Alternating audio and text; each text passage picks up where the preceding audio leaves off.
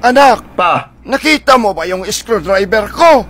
Tayo lang dalawa ditong gumagamit nun, anak. Wala dun sa toolbox. hindi naman ako yung gumamit. Ayan na. Pag nawawala, hindi agad siya ang gumamit. Kung ako ang gumamit nun, anak, nasa toolbox yun. Kung saan ko kinuha, binabalik ko yung mga tools ko. Kapag wala doon, ibig sabihin may ibang gumamit. Yan o, ano yung hawak mo? Ay, yan na nga. Yan ang sinasabi ko. Bakit mo binalik sa kamay ko, anak? May toolbox tayo doon. Doon ang lalagyan nito, anak.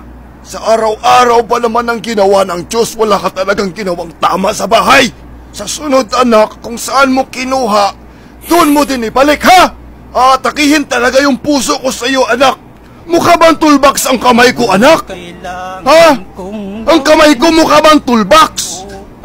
Ang kamay ko, toolbox! Ang kamay ko, toolbox! Ang kamay ko...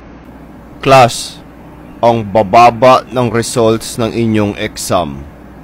Wala akong magagawa kung di ipapa-retake ko kayo ng exam. Ay, magpupuyat na naman. Magre-review ulit. Yung ibang parts ng exam, hindi naman natin yung na-discuss eh. Kaya nga, sobrang advanced, pang higher year daw yun eh. Tapos yung mga na-discuss natin, wala sa exam. Hindi naman kasi talaga kasya yung oras sa ganong klaseng exam. Sana all hindi kasya. Tyron, grabe Sir? ka makareklamo ah. Wala naman akong sinabi, sir. O, diba? Narinig nyo yun, class? Nagreklamo na naman. Uy, Tyrone, wag ka nga puro reklamo. Alam mo, Tyrone, sa totoo lang, wala kang karapatan magreklamo.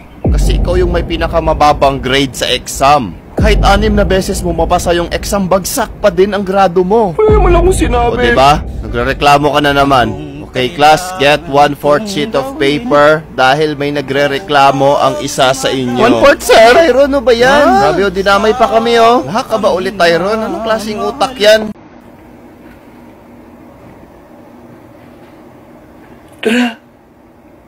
Tara na. Oh, pakanta yung PC3. Di ba dyan ka last time na godlike? Monster kill! Invoker God's yarn! Tara na! Tara! Minor subject lang naman yan. Pwede pa yan next year. Re-enroll mo na lang yan. Minor lang naman yan eh. Tara! Oh, PC3 oh! Bakante oh! Tara na, makarami tayo! Yan na si Padjo. Fresh meat! Tara na, pakitaan mo sila ng invoker mo. Tara na!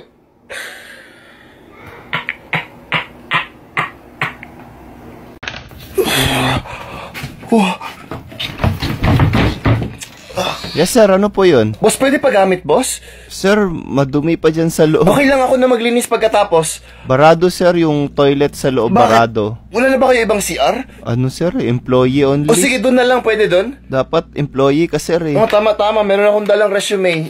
Sige na, boss. Di kami hiring, sir, eh. Pasensya talaga, sir. Uy, ano ba yan? Sir, dito. Ayaw niya ako pagamitin eh. Nandito Tara, na alis ako. Di niya ako Ano ba ipasiyar eh. ito? Yan, cancel na yung order ko. Sir, excuse me. Ano yan? Ba't dito kayo nagkalat? Eh wala eh. Hindi ko na to makontrol eh. 1/4, ma'am. Ano ba yan? Ang baho. Tayo sa kabila. Ano ba yan? Wala ng gana naman, oh. Amoy bahog. Ikaw ba ang manager? Yes, sir. Oh, Ano to? anong gagaw? Sir, biglang Ano nagkalat nangyari dito, sir. Ba't ganito to dito? Wala, hindi ko to makontrol eh. Nandito na nga ako. Hindi pa ako pinagamit Sir, eh. doon na lang tayo sa labas, sir. Madaming kumakain dito sa loob. Oh, ito pa. Anli ba yung gravy mo, sir?